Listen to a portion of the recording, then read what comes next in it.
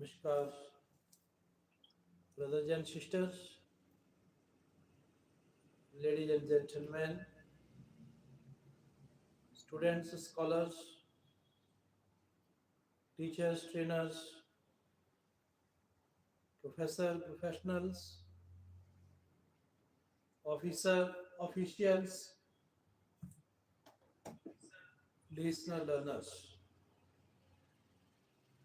I welcome all respected doctors and directors, honorable minister,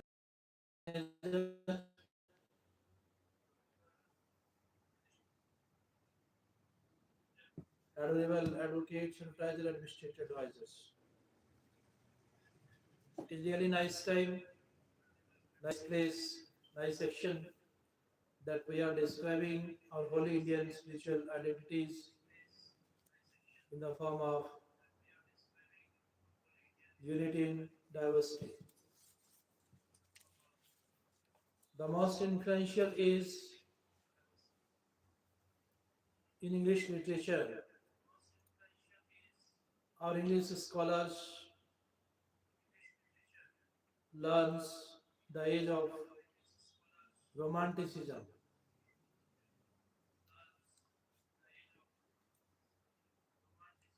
संघर्ष के बीच जरूरी सामान की उपलब्धता पर सरकार की नजर। रक्षा मंत्री राजनाथ सिंह हर हाल में सप्लाई चेन बनाए रखेंगे। पीएम मोदी के नेतृत्व में नागरिकों की सुरक्षा पर फोकस, रक्षा मंत्री सेज। पश्चिमी एशिया पर उच्च स्तरीय मंत्री समूह की बैठक। रक्षा मंत्री राजनाथ सिंह ने की समीक्षा।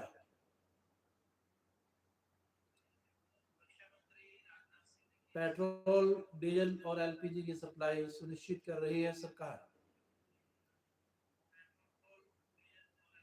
रक्षा मंत्री से संघर्ष के बीच जरूरी सामान की उपलब्धता पर सरकार की नजर। राजनाथ सिंह रक्षा मंत्री से हर हाल में सप्लाई चेन बनाए रखेंगे। जीत का सिलसिला बरकरार रखने गुजरात टाइटंस को पहली जीत का इंतजार। आईपीएल में आज Delhi Capitals versus Gujarat.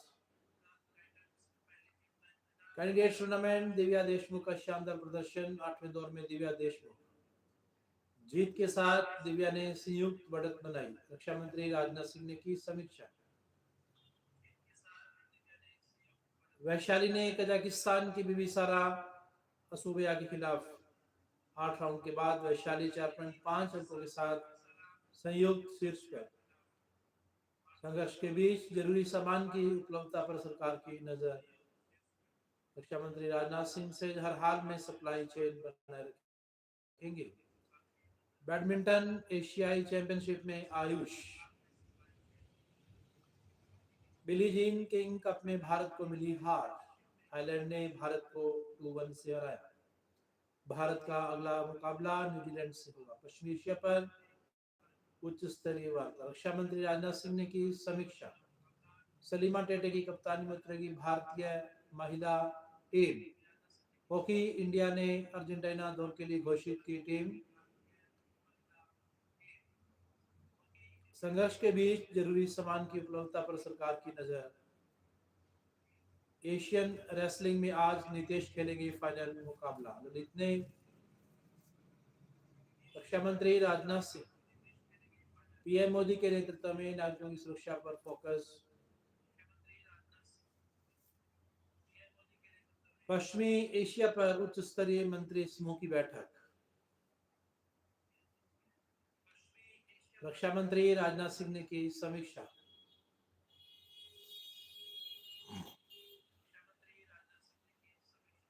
Petrol, diesel और एलपीजी की सप्लाई सुनिश्चित कर रही है सरकार। रक्षा मंत्री से संघर्ष के बीच जरूरी सामान की उपलब्धता पर सरकार की नजर।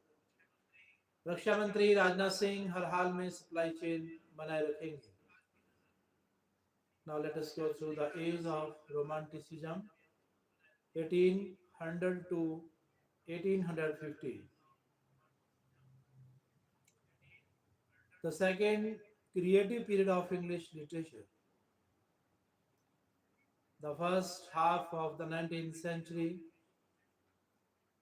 records the triumph of Romanticism in literature and of democracy in government, and the two movements are so closely associated in so many nations and in so many periods of history that one must wonder if there be not some relation of cause and effect between them,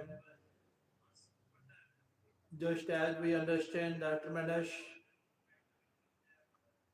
energizing influence of Puritanism in the matter of English liberty by remembering that the common people had begun to read and that their book was the Bible. So we may understand this age of popular government by remembering that the chief subject of romantic literature was the essential nobleness of common man and the value of the individual. As we read now that brief portion of history which lies between the Declaration of Independence 1776 and the English Reform Bill of 1832, we are in the presence of such mighty political upheavals that the age of revolution is the only name by which we can adequately characterize it. Its great historic moments become intelligible only when we read what was written in this period for the French Revolution and the American Commonwealth, as well as the establishment of a true democracy in England by the Reform Bill, were the inevitable results of ideas which literature had spread rapidly through the civilized world. Liberty is fundamentally an ideal, and that ideal beautiful, inspiring, compelling, as a loud banner in the wind, was kept steadily before men's minds by a multitude of books and pamphlets as far apart as Burns' poems and Thomas Paine's Rights of Man, all read eagerly by the common people, all proclaiming the dignity of common life, and all uttering the same passionate cry against every form of class or caste oppression. First, the dream, the ideal in some human soul, then the written word which proclaims it and impresses other minds with its truth and beauty, then the united and determined effort of men to make the dream a reality that seems to be a fair estimate of the part that literature plays even in our political progress. Iran अब uranium संवर्धन नहीं कर पाएगा, Trump says. Iran को uranium संवर्धन की इजाजत नहीं दी जाएगी, ट्रंप से। असम, केरलम, पुदुचेरी के लिए तैयारियां, अंतिम चरण में चुनाव। ईरान को हथियार बेचने वाले देशों पर 50% टैरिफ लगेगा। असम, केरलम, पुदुचेरी चुनाव तैयारियां पूरी। भवानी सीट से ममता बनर्जी का नामांकन दाखिल। ट्रंप से 15 बिंदुओं की डील पर कई में बनी सहमति। अभिषेक बनर्जी। ट्रंप ने ईरान के साथ 2 सप्ताह के सीज फायर का किया ऐलान। 2 हफ्ते के युद्ध विराम में लेबनान शामिल नहीं, इजराइल से। युद्ध विराम के बाद लेबनान के टायर शहर में इजराइल का हमला। युद्ध विराम के बाद लेबनान। ओमान ने हॉर्मुज में टोल टैक्स वसूलने की ईरानी मांग का विरोध किया। अगले 2 हफ्ते तक खुला रहेगा स्ट्रेट ऑफ हॉर्मुज। मुद्रा योजना से युवाओं के स्वरोजगार को मिला बल, पीएम से। भारत हमेशा जंग की जगह शांति और बातचीत को पहल देता है।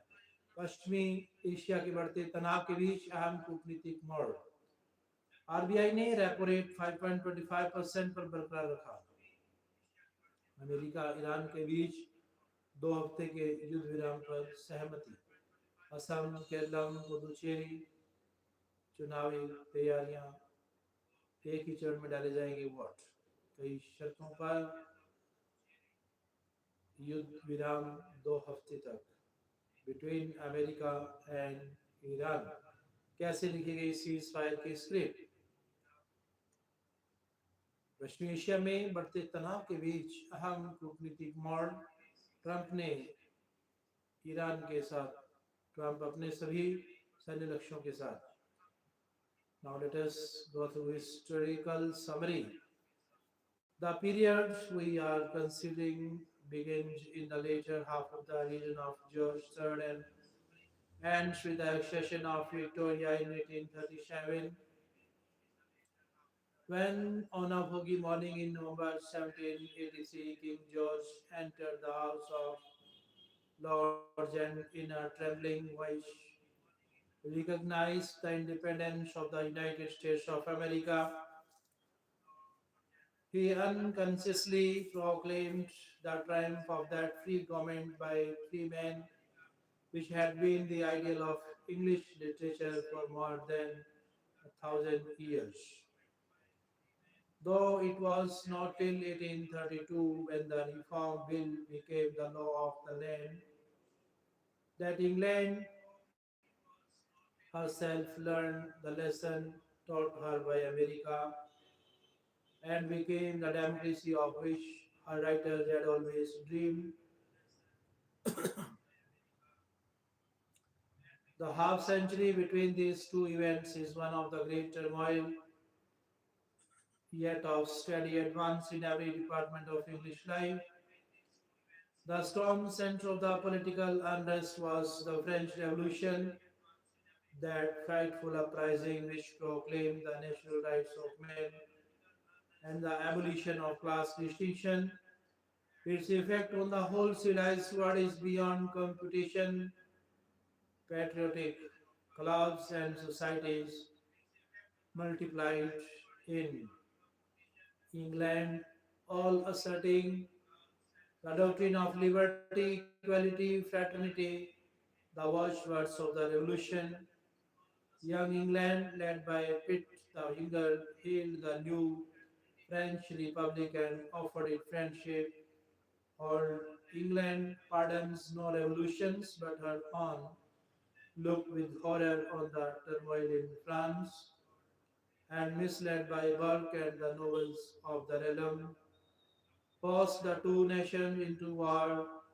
Even Pitt saw a blessing in this at first, because the sudden zeal for fighting a foreign nation, which by some horrible perversion is generally called patriotism, might turn men's thoughts from their wants to their neighbors' affairs and so prevent a threatened revolution at home. और आगे जी हमले के बाद रहने तक युद्ध विराम का पालन करेंगे। समझौते को लेकर दोनों पक्षों की अलग अलग व्याख्या अगले 2 हफ्तों में।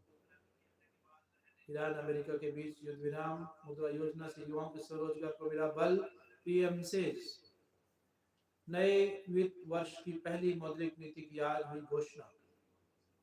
अमेरिका पक्ष ने किया अपनी जीत का दावा। ईरान अब यूरेनियम संवर्धन नहीं कर पाएगा, ट्रंप से। असम, केरल, पुदुचेरी के लिए तैयारियां अंतिम चरण में, चुनाव। असम, केरलम, पुदुचेरी में कल एक ही चरण में डाले जाएंगे वोट। ईरान को हथियार बेचने वाले देशों पर 50% टैरिफ लगेगा। ममता बनर्जी ने भवानीपुर सीट से नामांकन दाखिल किया। 2 हफ्ते का सीज फायर, 10 अप्रैल को इस्लामाबाद। सीज फायर से पहले ट्रंप ने ईरान को दी थी कड़ी चेतावनी। कई शर्तों पर टिका अमेरिका ईरान अस्थायी युद्ध विराम। हॉर्मुज स्ट्रेट का पूर्ण, तत्काल और सुरक्षित खुलना प्रमुख। हॉर्मुज स्ट्रेट वैश्विक तेल आपूर्ति का प्रमुख केंद्र। स्ट्रेट ऑफ हॉर्मुज वैश्विक अर्थव्यवस्था के लिए अहम। समझौते के तहत अमेरिका इजराइल रोकेंगे अपने हमले। और आगे जी हमले बंद करने पर युद्ध विराम का पालन करें। समझौते को लेकर दोनों पक्षों की अलग अलग व्याख्या। ईरानी मीडिया ने मानी अपनी रणनीतिक हार। ईरान का दावा अमेरिका के स्वीकाराधर सूत्रीय प्रतिबंध हटाने से लेकर सैन्य उपस्थिति समाप्त करने तक शामिल। अमेरिका पक्ष ने किया अपनी जीत का दावा। शिपिंग कंपनियां हॉर्मुज से आवाजाही को लेकर अभी भी सतर्क। सीज फायर के बाद इराक ने एयर स्पेस और एयरपोर्ट दोबारा खोला। युद्ध विराम के बाद लेबनान के टायर शहर में इजराइल का हमला। इजराइल ने बेरूत में लोगों को घर खाली करने की चेतावनी दी। ओमान ने हॉर्मुज में टोल टैक्स की ईरानी। सीज फायर के बाद ईरान में फिर से हमला। अमेरिका इजराइल के सभी सैन्य हमले खत्म हों, सभी आर्थिक प्रतिबंध हटाने की रखी शर्त। ईरान का 10 सूत्रीय प्रस्ताव, फ्रीज किए गए फंड और संपत्तियां वापस मिले। सिर्फ सीज फायर नहीं, जंग का स्थायी अंत। पश्चिमी एशिया से अमेरिकी सेना। हॉर्मुज स्ट्रेट का पूर्ण तत्काल आरक्षी हमले के बंद रहने पर युद्ध विराम का पालन करेंगे। ट्रंप से अपनी सभी सैन्य लक्ष्यों को हासिल कर चुका है अमेरिका। समझौतों को लेकर दोनों पक्षों की अलग अलग व्याख्या। ईरानी विदेश मंत्री, हमले रुके तो हम भी कार्रवाई रोकेंगे। ईरानी मीडिया ने बताया अपना रणनीतिक जीत। ईरान ने भी सीज फायर पर जताई सहमति। अमेरिका, ईरान को यूरेनियम संवर्धन की इजाजत नहीं दी जाएगी। ट्रंप से ईरान को हथियार बेचने वाले देशों पर 50% टैरिफ लगेगा। युद्ध विराम पर प्रतिक्रिया। ईरान में रिजीम चेंज, पूरा नया अध्याय शुरू। केरला, असम, पुदुचेरी में कल से पहले चरण में वोटिंग। 15 बिंदुओं को डील पर कई बिंदुओं में सहमति। ट्रंप से ईरान पर टैरिफ और प्रतिबंधों में राहत पर भी बातचीत। अभिषेक बनर्जी की धमकी पर चुनाव आयोग की पहुंची भाजपा।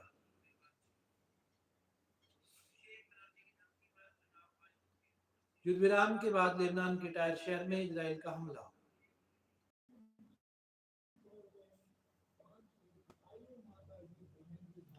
मुद्रा योजना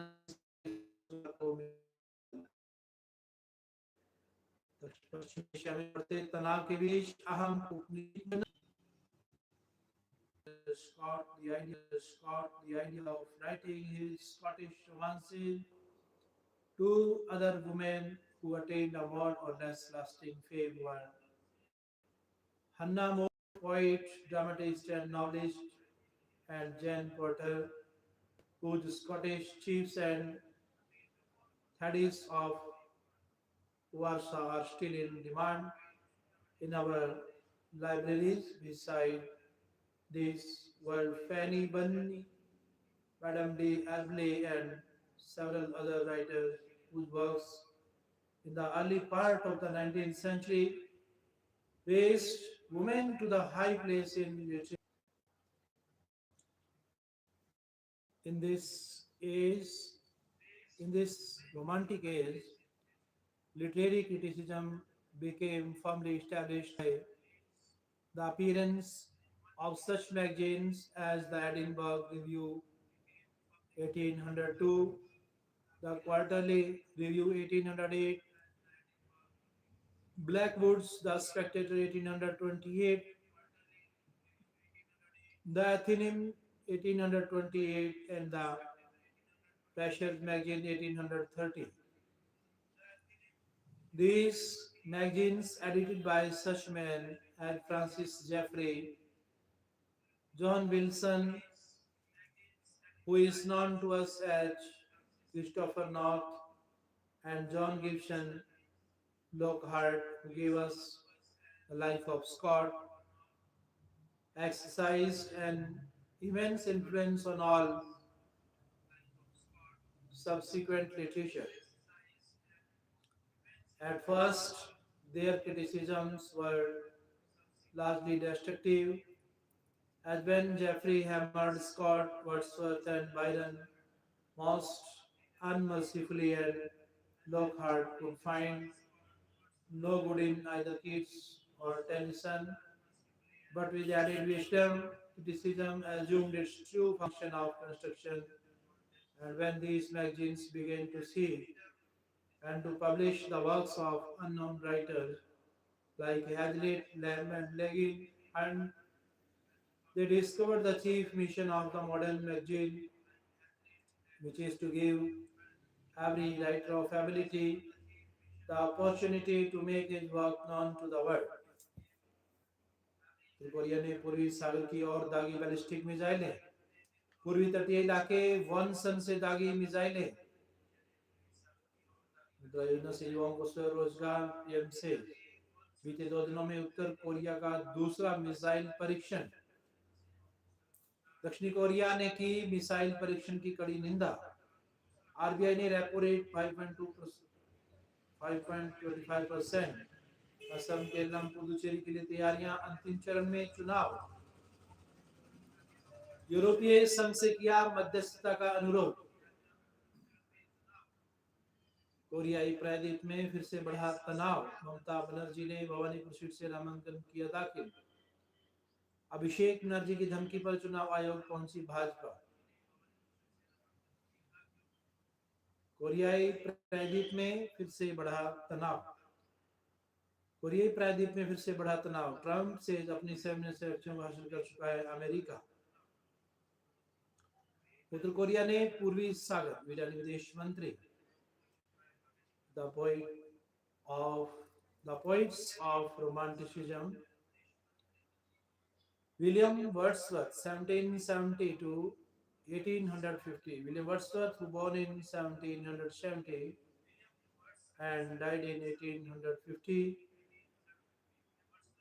It was in 1797 that the new romantic movement in our literature assumed definite form.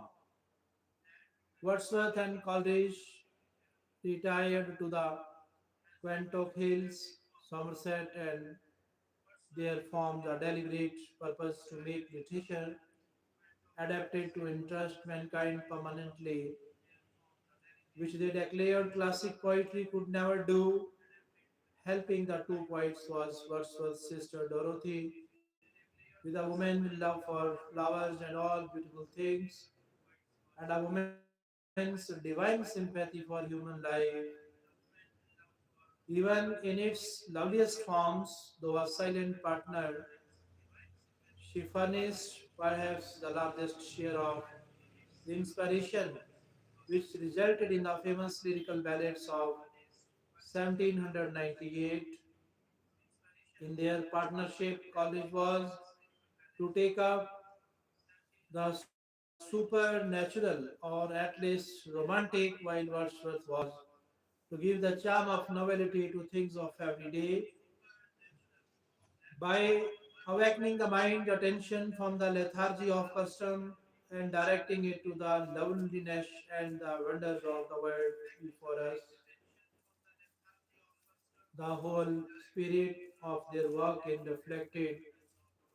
The whole spirit of work is reflected in 2 poems of this remarkable little volume.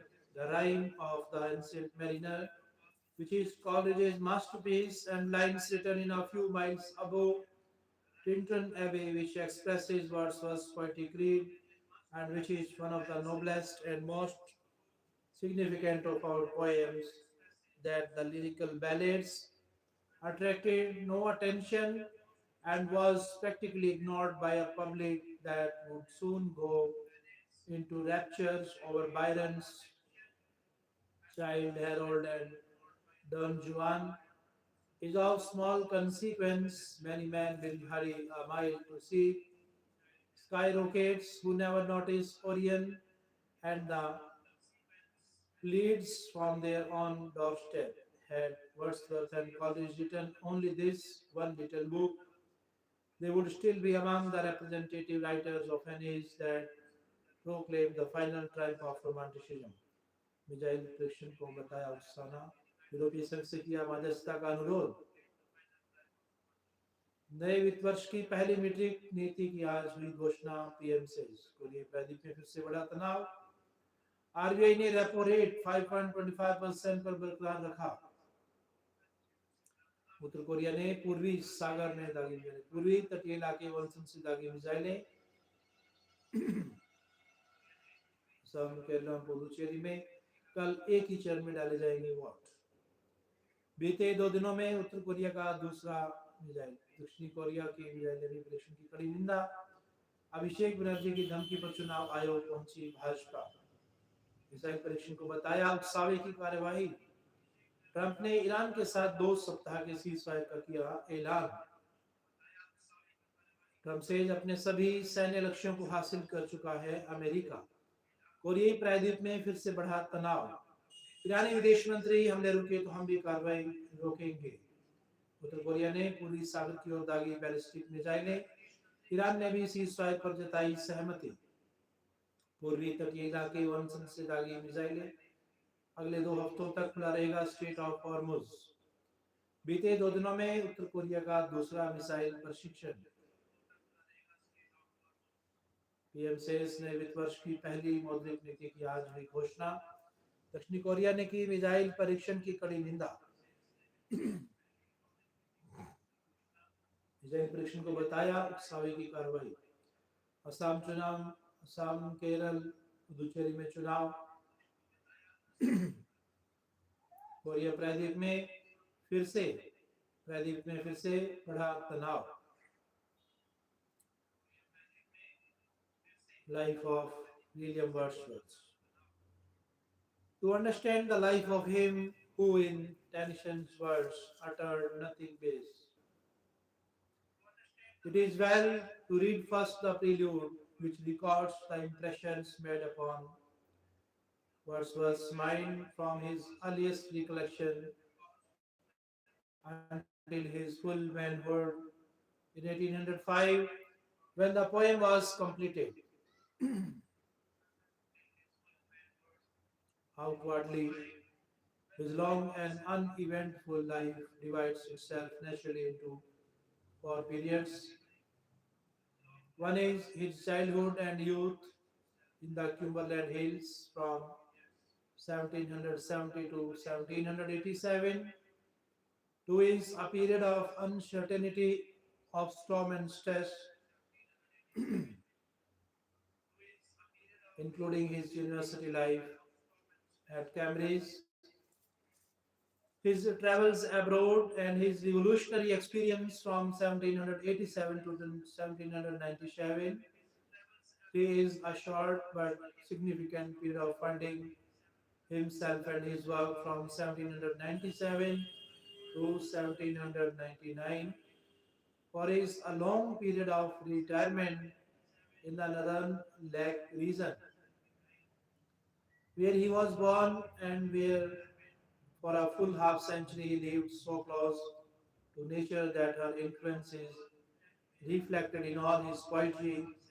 When one has outlined these 4 periods, he has told almost all that can be told of life, which is marked not by events but largely by spiritual experiences.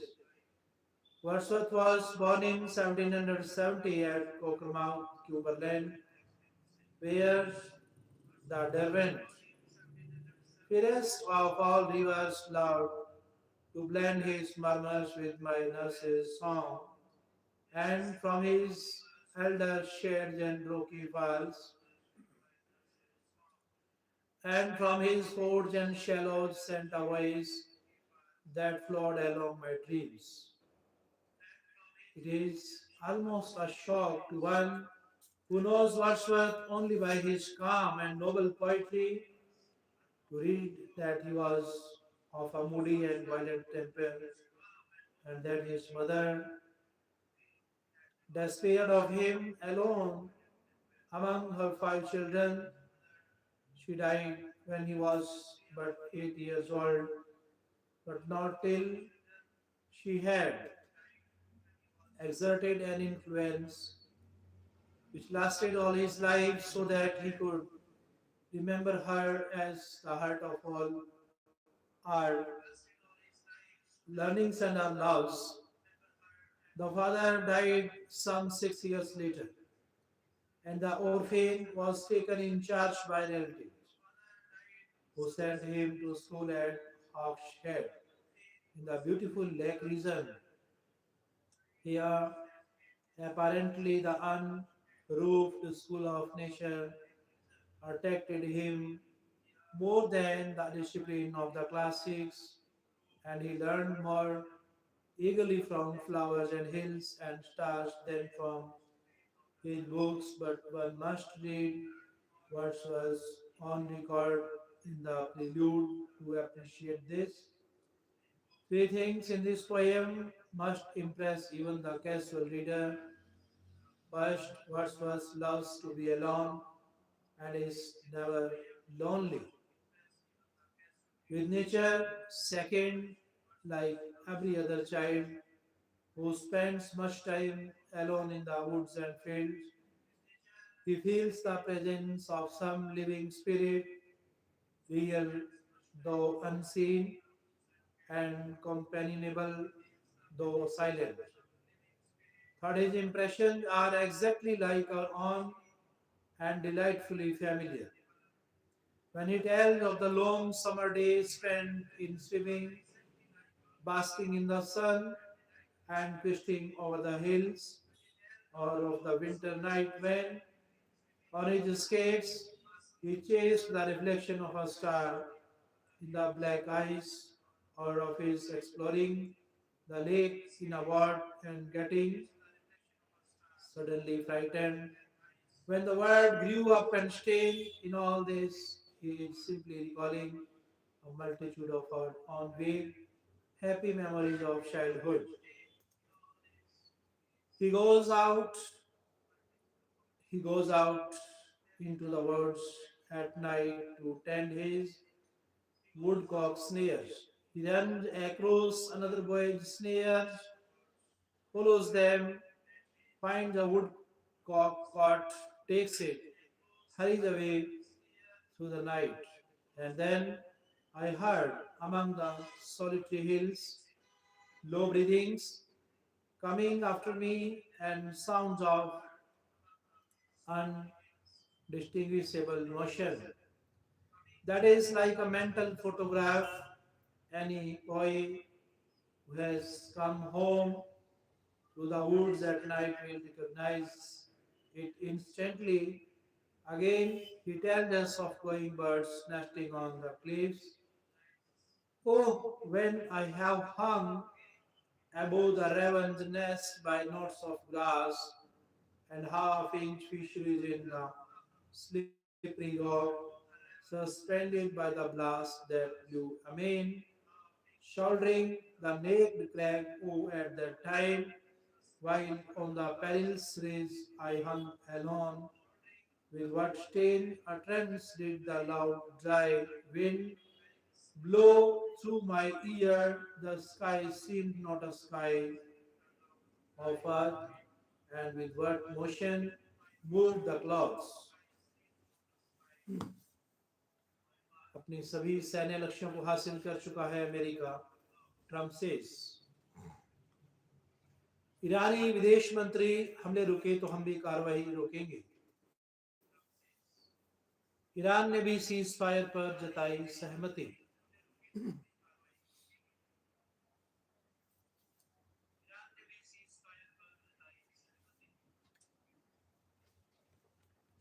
No man can read such records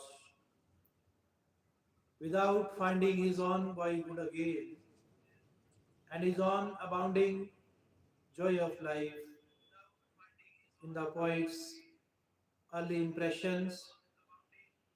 The second period of Wordsworth's life begins with his university course at Cambridge in 1787. In the third book of the Prelude, we find a dispassionate account of student life with its trivial occupations, its pleasures, and general aimlessness. Wordsworth proved to be a very ordinary scholar following his own genius rather than the curriculum and looking forward more eagerly to his vacation among the hills than to his examinations. Perhaps the most interesting thing in his life at Cambridge was his fellowship with a young political enthusiast whose spirit is expressed in his remarkable poem on the French Revolution, a poem which is better than a volume of history to show the hopes and ambitions that stirred all Europe in the first day of that mighty upheaval. Wordsworth made two trips to France in 1790 and 1791, seeing things chiefly through the rosy spectacles of the young Oxford Republicans. On his second visit, he joined the Girondists or the moderate Republicans, and only the decision of his relatives who cut off his allowance and hurried him back to England, prevented his going headlong to the guillotine with the leaders of his party. Two things rapidly cooled Wordsworth's revolutionary enthusiasm and ended the only dramatic interest of his placid life. One was the excesses of the revolution itself, and especially the execution of Louis XVI. The other was the rise of Napoleon and the slavish adulation accorded by France to this most vulgar and dangerous of tyrants. Peacefulness soon grew to disgust and opposition, as shown by his subsequent poems, and this brought upon him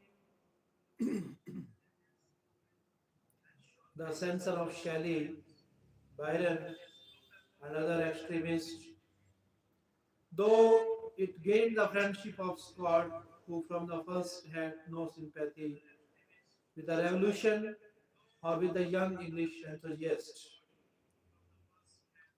Of the decisive period of Wordsworth's life, when he was living with his sister Dorothy and with Coleridge at Alfoxden, he have already spoken. The importance of this decision to give himself to poetry is evident when we remember that at 30 years of age he was without money or any definite aim or occupation in life. He considered the law but confessed he had no sympathy for its contradictory precepts and practices. He considered the ministry, but though strongly inclined to the church, he felt himself not good enough for the sacred office. Once he had wanted to be a soldier and serve his country, but had wavered at the prospect of dying of disease in a foreign land and throwing away his life without glory, without glory or profit to anybody. Any apparent accident which looks more to us like a special providence determined his course. He had taken care of a young friend, Wesley Calvert, who died of consumption and left Wordsworth here to a few hundred pounds, and to the request that he should give his life to poetry. It was this unexpected gift which enabled Wordsworth to retire from the world and follow his genius. All his life he was poor and lived in an atmosphere of plain living and high thinking. His poetry brought him almost nothing in the way of money towards.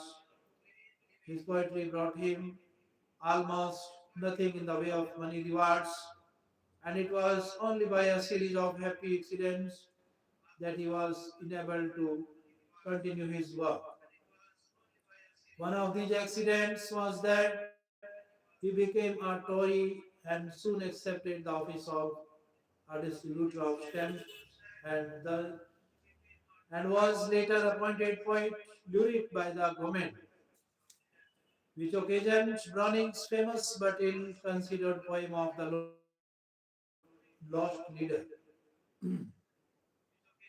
Just for a handful of silver he left us, just for a revenge to stick in his court. The last half century of Wordsworth's life, in which he retired to his beloved lake district and lived successively at Grasmere and Bridal Mount, remind one strongly of Browning's long struggle for literary recognition.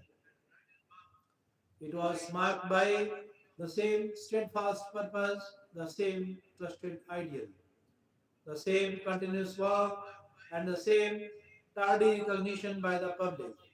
His poetry was mercilessly ridiculed by nearly all the magazine critics who seized upon the worst of his work as a standard of judgment, and book after book of poems appeared without meeting any success save the approval of a few loyal friends.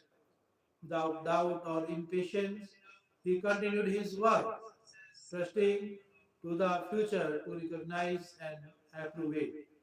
His attitude here reminds one strongly of the poor old soldier whom he met in the hills, who refused to beg or to mention his long service or the neglect of his country, saying with noble simplicity, "My trust is in the God of heaven and in the eye of him who passes me." Such work and patience are certain of their reward. And long before Wordsworth's death, he felt the warm sunshine of general approval. The wave of popular enthusiasm for Scott and Byron passed by as their limitations were recognized, and Wordsworth was hailed by critics as the first living poet and one of the greatest that England had ever produced. Abhishek Banerjee की धमकी पर चुनाव आयोग पहुंची Bhajpa. Trump ने Iran के साथ 2 सप्ताह के सीज फायर की ट्रंप अपने सभी सैन्य लक्ष्यों को हासिल कर चुका है। अमेरिका, ईरानी विदेश मंत्री हमले रुके तो हम भी कार्रवाई रोकेंगे। ईरान ने भी सीज फायर पर जताई सहमति। अगले 2 हफ्ते तक खुला रहेगा स्ट्रेट ऑफ हॉर्मुज। मुद्रा योजना से युवाओं के स्वरोजगार को मिला बल, पीएम से नए वित्त वर्ष की पहली मौद्रिक नीति की आज हुई घोषणा। आरबीआई ने रेपो रेट 5.25% पर बरकरार रखा। असम, केरल, पुदुचेरी के लिए तैयारियां अंतिम चरण में। चुनाव। On the death of Saudi 1843, he was made poet laureate against his own inclination. The late excessive praise left him quite as unmoved as the first excessive neglect.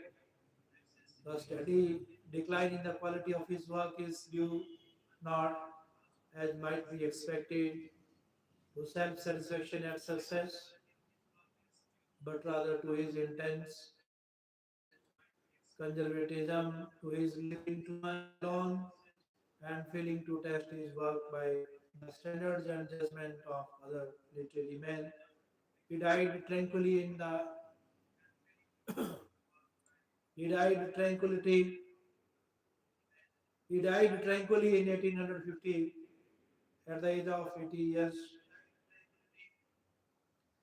and was buried in the churchyard at Grasmere. Such is a brief outward record of the world's greatest interpreter of nature's message, and only one who is acquainted with both nature and the poet can realize how inadequate is any biography.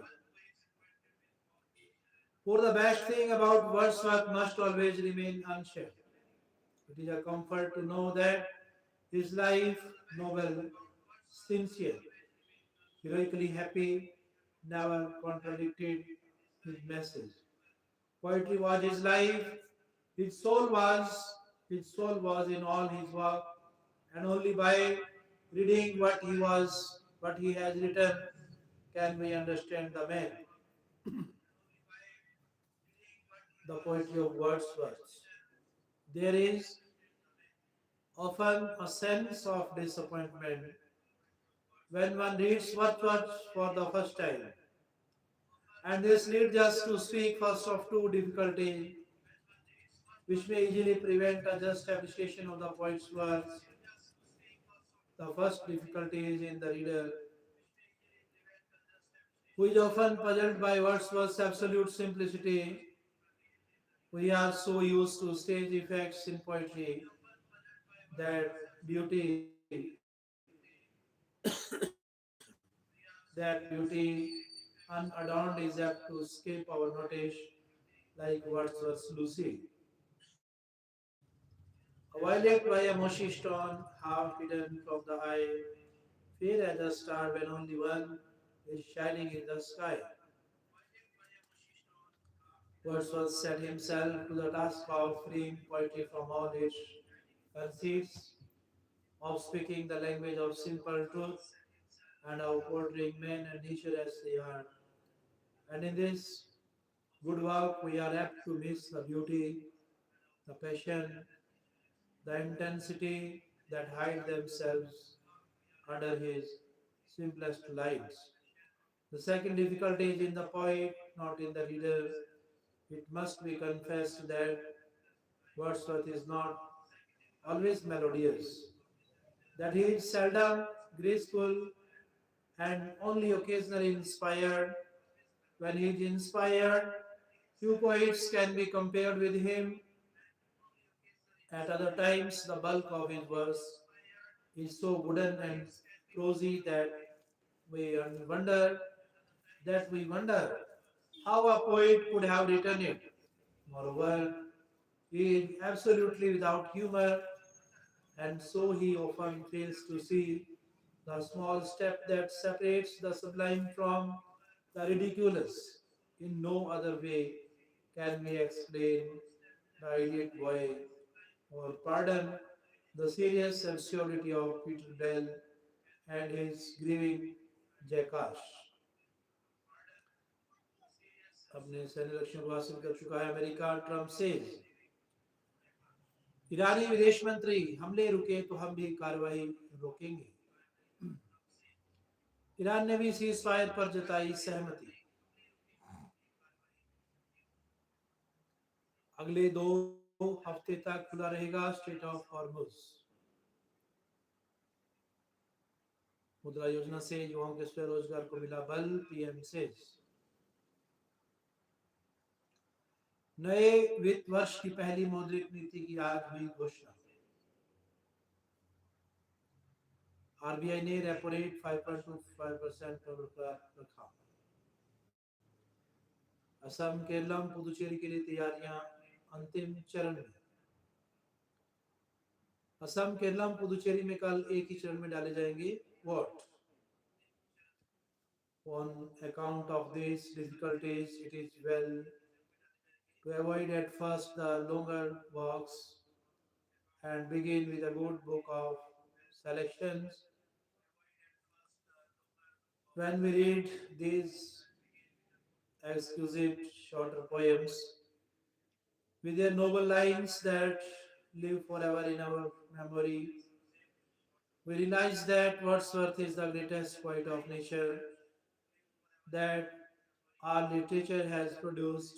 If we go further and study the poems that impress us, we shall find four remarkable characteristics. One is Wordsworth is sensitive as a barometer to every subtle change in the world about him. In the prelude, he compared himself to an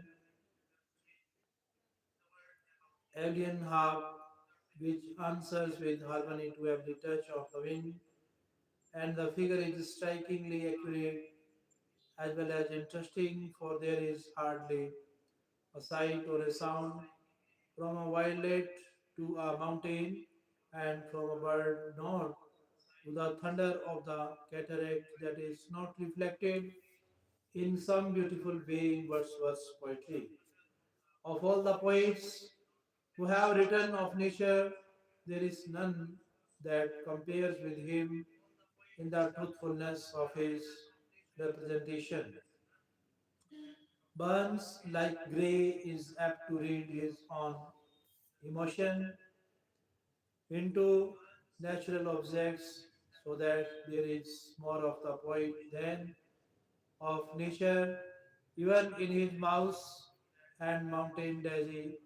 But Wordsworth gives you the bird and the flower, the wind and the tree and the river just as they are, and is content to let them speak their own message. No other poet ever found such abundant beauty in the common world. He had not only sight but insight, that is, he not only sees clearly and describes accurately, but penetrates to the heart of things and always finds some exquisite meaning that is not written on the surface. It is idle to specify or to quote lines on flowers or stars, on snow or vapor. Nothing is ugly or commonplace in his world. On the contrary, there is hardly one natural phenomena which he has not glorified by pointing out some beauty that was hidden from our eyes. It is the life of nature which is everywhere recognized, not mere growth and cell changing, but sentient, personal life, and the recognition of this personality in nature characterizes all the world's great poetry. In his childhood, Wordsworth regarded natural objects, the streams, the hills, the flowers, even the winds as his companions, and with his mature belief that all nature is a reflection of the living God. It was inevitable that his poetry should thrill with a sense of a spirit that rolls through all things. Copper, Burns, Keats, Tennyson, all these poets give you the outward aspects of nature in varying degrees, but Wordsworth gives you her very life and the impression of some personal living spirit that meets and accompanies the man who goes alone through the woods and fields. We shall hardly find, even in the philosophy of Leibniz or in the nature myths of our Indians, any such impression of living nature as this point awakens in us, and that suggests another delightful characteristic of Wordsworth's poetry, namely that he seems to awaken rather than create an impression. He stirs our memory deeply, so that in reading him we live once more in the vague, beautiful wonderland of our own childhood. Such is the philosophy of Wordsworth's nature poetry. If we search now for his philosophy of human life, we shall find four more doctrines which rest upon his basal conception that man is not apart from nature, but is the very life of our life. In childhood, man is sensitive as a wind harp to all natural influences. He is an epitome of the gladness and beauty of the world. Wordsworth explains this gladness and this sensitiveness to murder. Wordsworth explains this gladness and this sensitiveness to nature by the doctrine that the child comes straight from the creator of nature.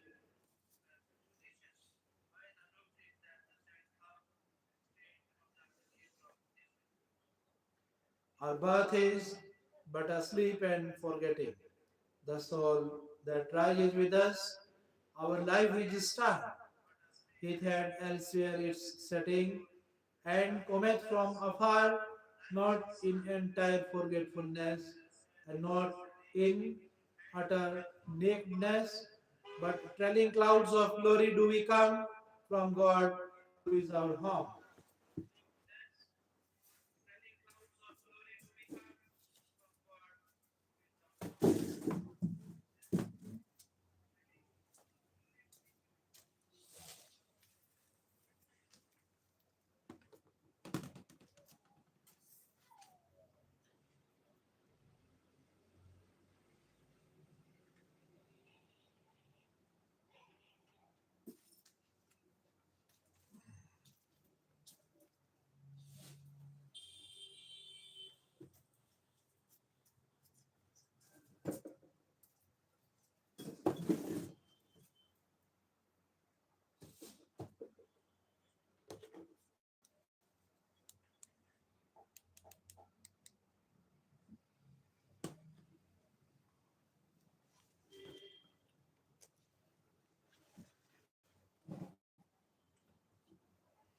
in this exquisite or which he calls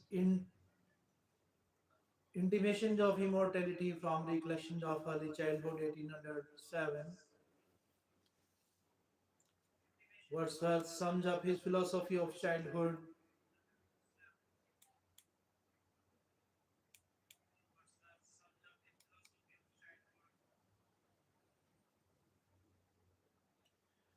and he may possibly be indebted here to the poet Wagon.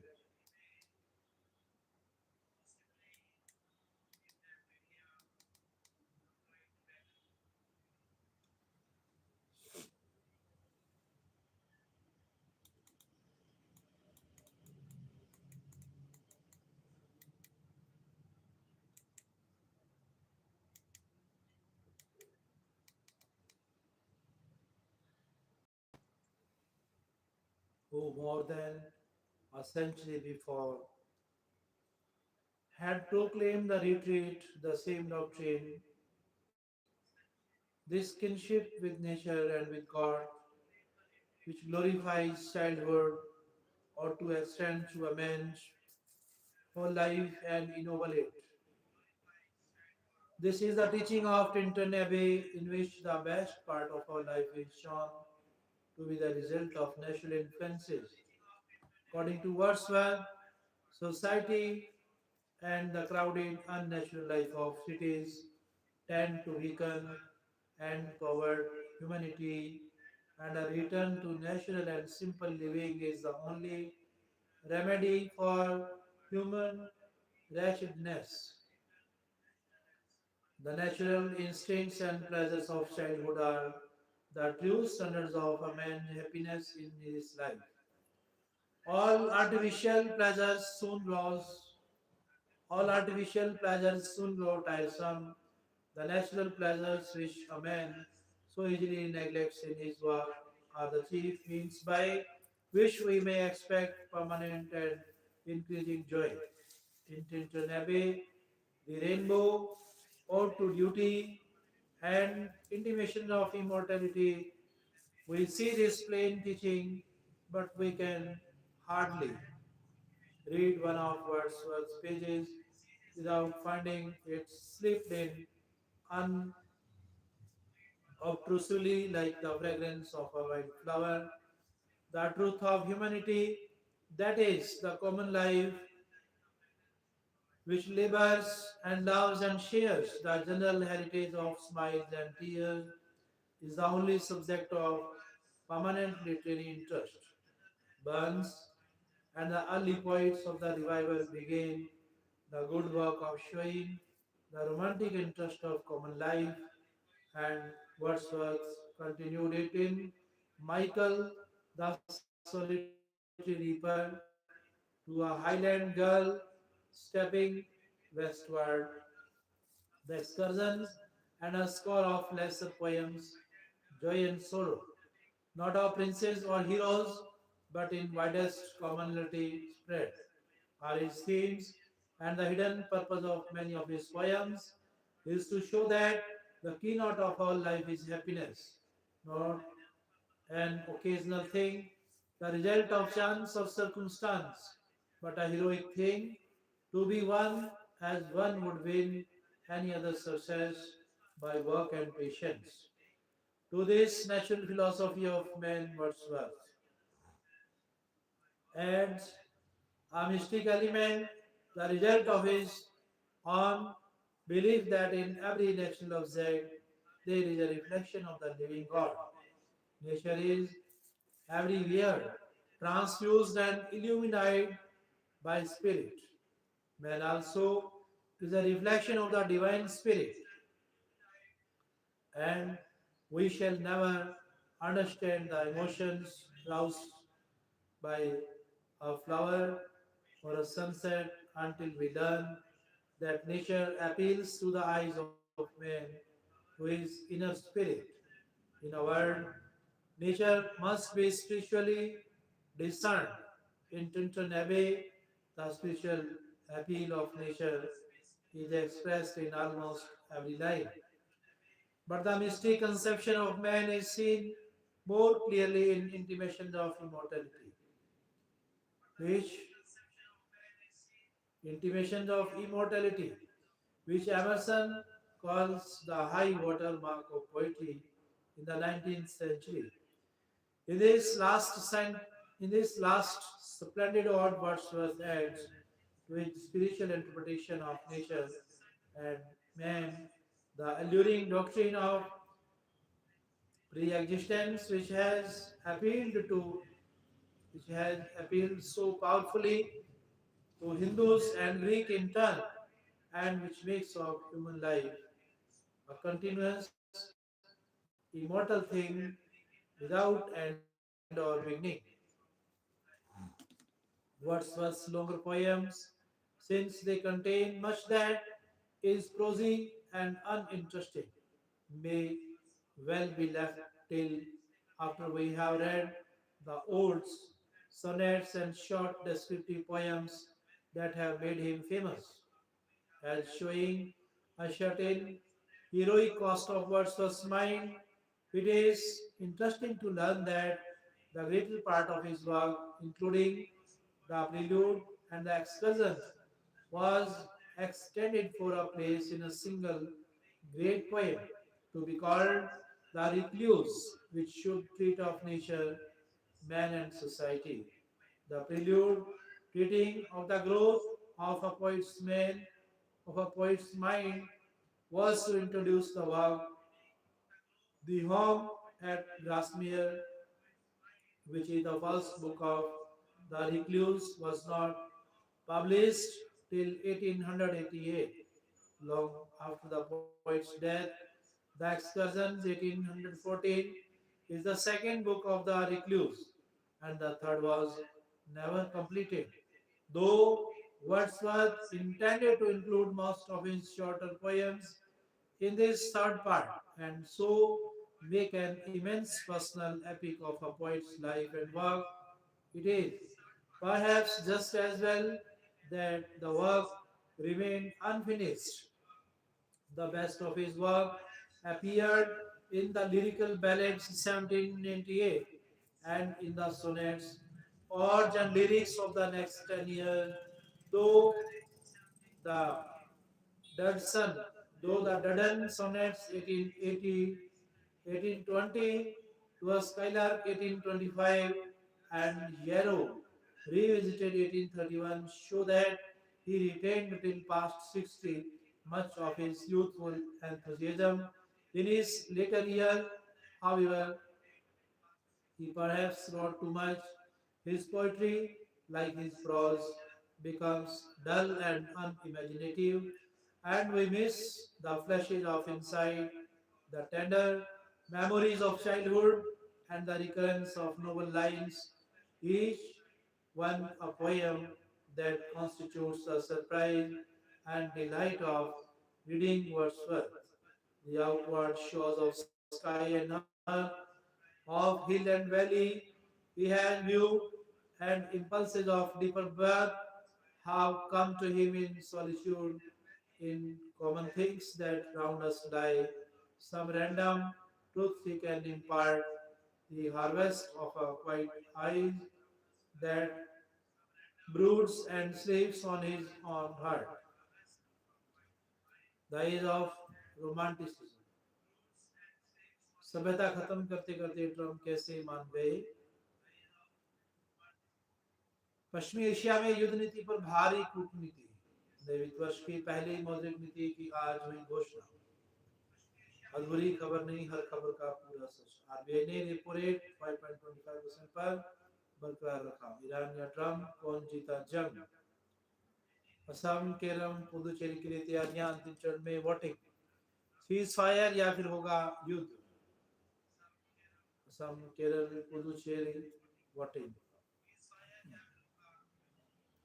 Samuel Taylor Coleridge from 1772 to 1834.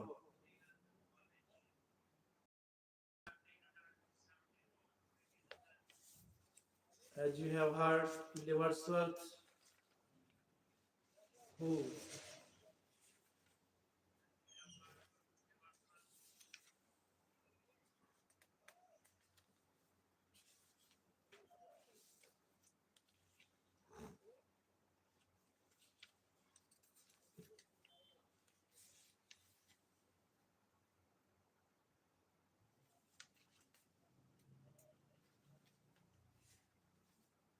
who wrote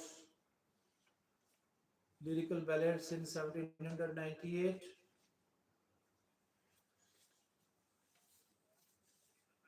who born in 1770 and died in 1850. Samuel Taylor Coleridge, born in 1772 and died in 1834. A grief without a pain, void, dark, and drear. A stifled, drowsy, unimpatient grief which finds no natural outlet, no relief in word or sign or tear. In the wonderful ode to dejection from which the above fragment is taken, we have a single strong impression of Coleridge's whole life. A sad, broken, tragic life in marked contrast with the peaceful existence of his friend Wordsworth for himself. During the greater part of his life, the poet had only grief and remorse as his portion, but for everybody else, for the audiences that were charmed by the brilliancy of his literary lectures, for the friends who gathered about him to be inspired by his ideals and conversation, and for all his readers who found unending delight in the little volume which holds his poetry. He had and still has a cheering message full of beauty and hope and inspiration. Such is Coleridge, a man of grief who makes the world glad. दस शर्तें या फिर से जन्म प्रस्ताव अभिषेक बनर्जी की धरती पर चुनाव आयोग ट्रंप ने ईरान के साथ 2 साल की सीजफायर का किया ऐलान अपने सभी सैन्य लक्ष्यों को हासिल कर चुका है अमेरिका ट्रंप से ईरानी विदेश मंत्री हमले रुके तो हम भी कार्रवाई रोकेंगे ईरान या ट्रंप कौन जीता जंग ईरान में भी सीज फायर पर जताई सहमति सीज फायर या फिर होगा युद्ध अगले 2 हफ्ते तक खुला रहेगा state of Hormuz cease fire के बाद भी ईरान पर हमला मुद्रा योजना से युवाओं के स्वरोजगार को मिला बल पीएम से नए वित्त वर्ष की पहली मौद्रिक नीति की आज हुई घोषणा आरबीआई ने रेपो रेट 5.25% पर बरकरार रखा सीज फायर या फिर होगा युद्ध Assam Kerala Puducherry voting cease fire के बाद भी ईरान पर हमला सीज फायर के बाद भी ईरान पर हमला नो वॉर नो पीस क्या इजराइल मान जाएगा ट्रंप की बात नो वॉर नो पीस अब आगे क्या होगा अभिषेक बनर्जी की धमकी पर चुनाव आयोग पहुंची भाजपा सभ्यता खत्म करते करते ट्रंप कैसे मान गए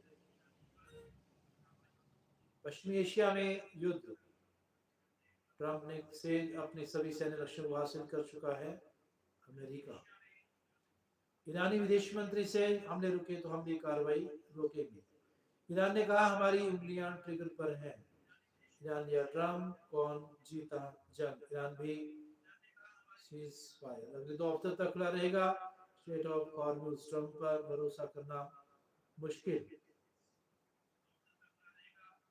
सीज फायर के बाद भी ईरान पर हमला ईरान ने कहा हमारी उंगलियां ट्रिगर पर हैं नए वित्त वर्ष की पहली मौद्रिक नीति की आज हुई घोषणा क्या इजराइल मान जाएगा ट्रंप की बात नो वॉर नो पीस क्यों अब आगे क्या होगा ट्रंप पर भरोसा करना मुश्किल चुनाव असम केरल पुदुचेरी सभ्यता खत्म करते करते ट्रंप कैसे मान गए पश्चिमी एशिया में युद्ध नीति पर भारी कूटनीति ममता बनर्जी ने भवानीपुर सीट से नामांकन दाखिल किया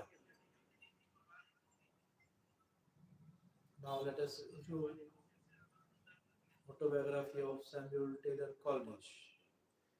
In 1772, there lived in Ottery, St. Mary, Devonshire, a queer little man, the Reverend John Coleridge, vicar of the parish church and master of the local grammar school.